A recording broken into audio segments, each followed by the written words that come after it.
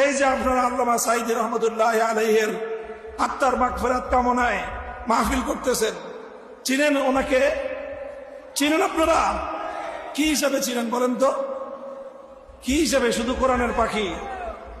কোরআনের পাখি এটা সহজ পরিচয়, কোরআনের পাখি সহজ পরিচয়, কিন্তু উনি ইস্তেকামতের সাথে থেকেছেন জীবনের শেষ মুহূর্ত পর্যন্ত। আমাদের জানা মতে এটা হলো কঠিন পরিচয়। আমি যখন 2013 সালে কারাগারে গিয়েছি, তখনও তিনি কারাগারে, তখন ওনার সম্পর্কে বিস্তারিত ডিটেলস শুনেছি যে কি কি লোভ লালসা ওনাকে দেওয়া হয়েছিল।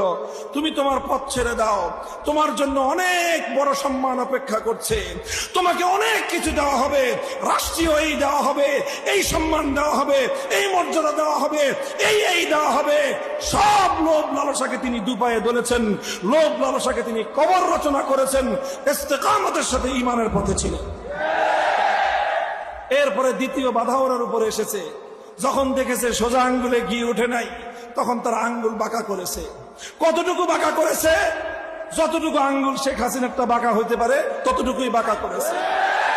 বাঁকা করতে করতে আঙ্গুল পেঁচ খেয়ে গেছে, আঙ্গুল শেখ হাসিনারটা পেঁচ খেয়ে গেছে। কিন্তু আল্লাহর বান্দা ঈমানের উপর অটল এবং অবিচল ছিল, জীবন দিয়েছে মৃত্যুর সময় পর্যন্ত বাতিলের সামনে মাথা নোয়ায়।